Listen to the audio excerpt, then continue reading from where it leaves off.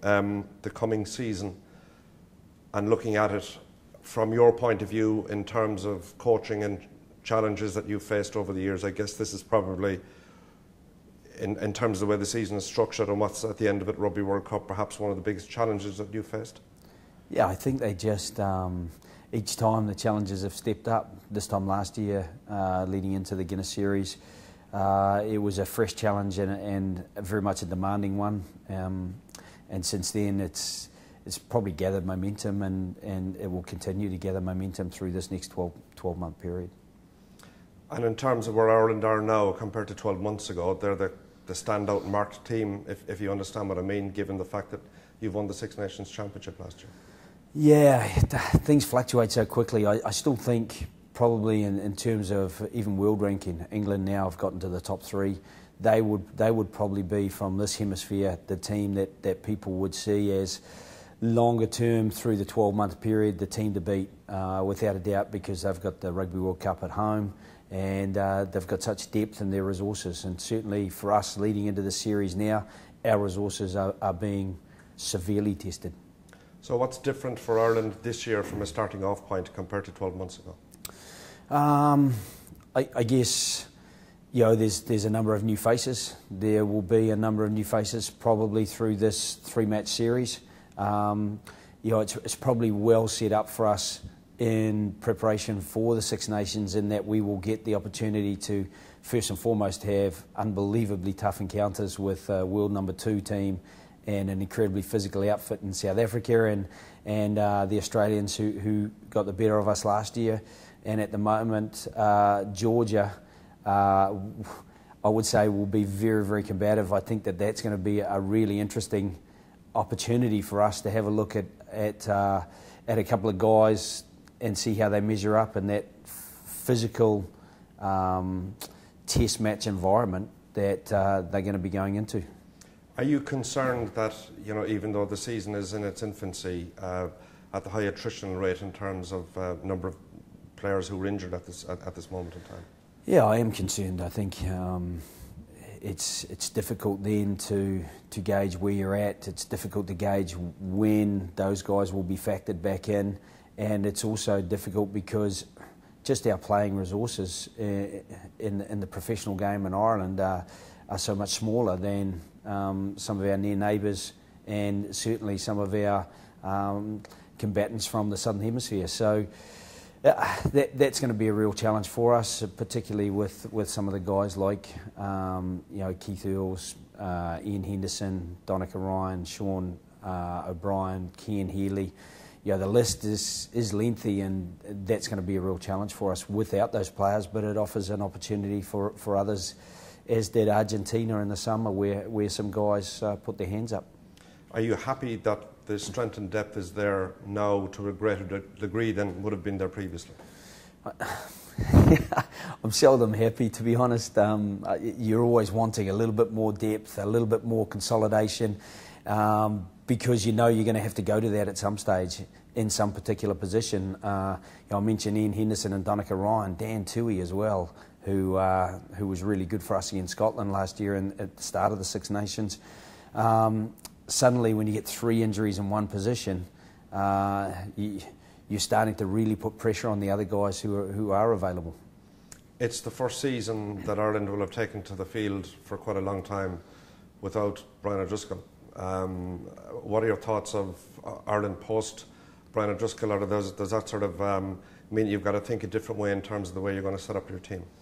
Yeah, he obviously won't be there. I've run into him, caught up with him a few times, and I think that you've got to keep moving forward. Everything keeps moving forward, and I think change is one of the things that most motivates me. I think it motivates the team as well. And people talk about teams being in transition. Transition is a continuum, and you're always partly in transition or fully in transition, depending on how many players have gone in and out. So for us, that transition with the players that we have available, we've had some good performers in the midfield, and we're going to back them going into this series and hopefully get a little bit of progress with them and development through into the Six Nations and beyond.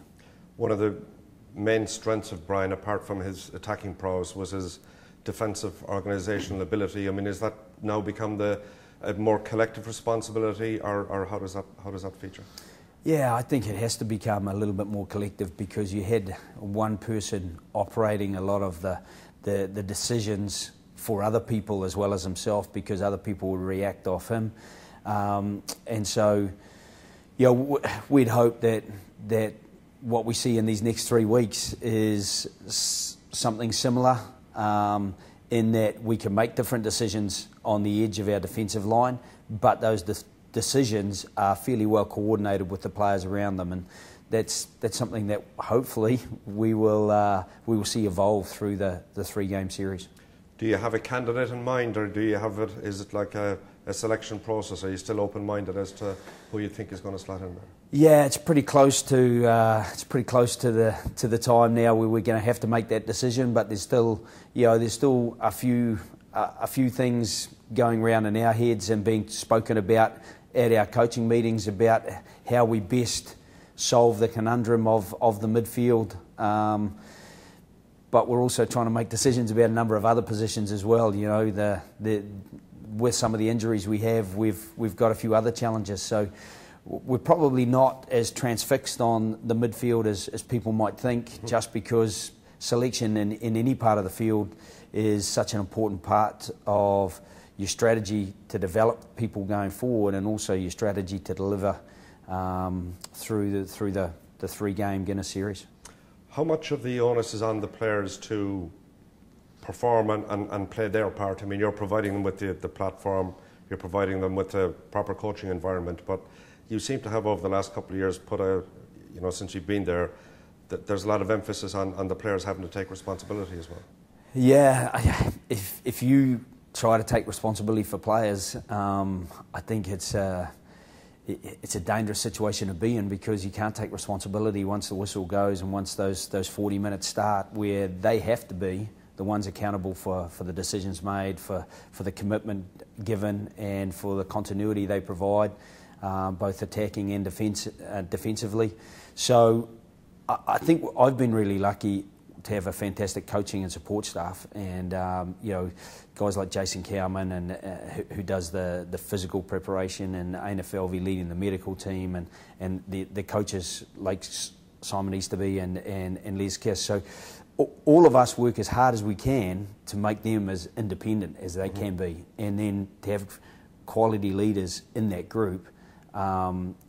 It is very much a player-driven environment, and we're very lucky to have those sorts of people who are in the playing staff that take responsibility and take ownership, and they bind the other guys with them to take that ownership. With that in mind, I've heard players refer, on a couple of occasions, to the mind gym. Where exactly are you bringing them there when they talk about that? Yeah, it's obviously not something that we do physically. I suppose everybody, it's just a part of our preparation. It's just making sure that they, before they take the training field, or before they take the pitch on a match day, that they've made sure that they've ticked off everything that they need to have sorted. And that can be as simple as making sure that their kit is in their bag. I've coached at a level, including over the last 12 months, where a player left his boots. He actually brought one of each boot, but they weren't a pair.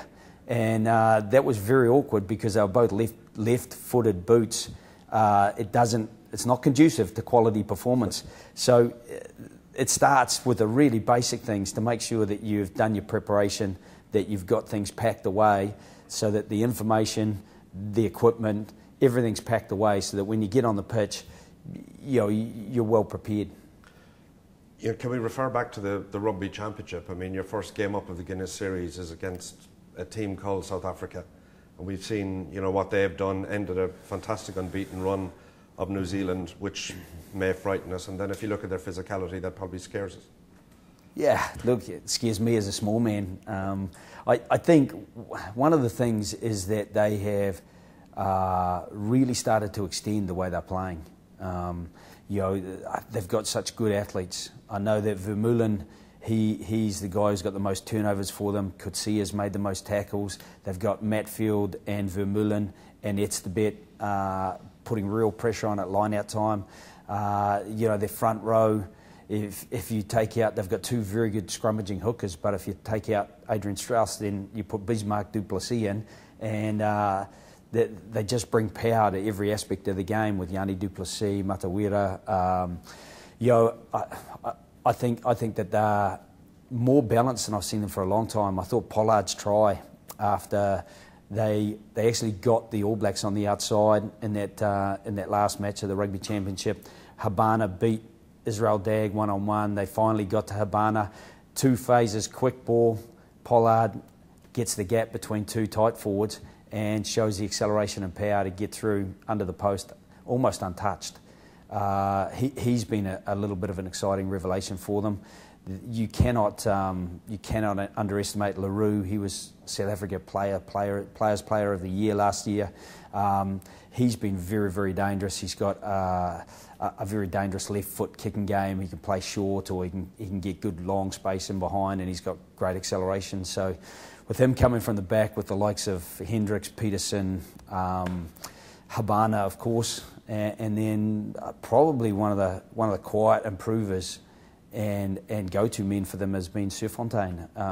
We all know that Jean de Villiers, he's played 100 test matches now, how good he is, but Surfontaine has carried really strongly for them and tackled incredibly physically. So, across the board, it's very hard to see exactly where they're weak. They seem to have adapted their game and game plan quite a bit. I mean, it's evolved quite a lot in the last 12 months.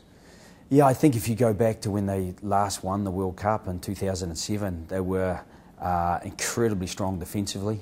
They played a lot of ball in behind or in the air, and then just put that strong defensive pressure through the opposition and forced errors and capitalised on them. Now, I think they're more creative, they're playing more expansively, and they're playing with a greater variety. So I think their unpredictability with the power and pace that they have is a fairly potent combination.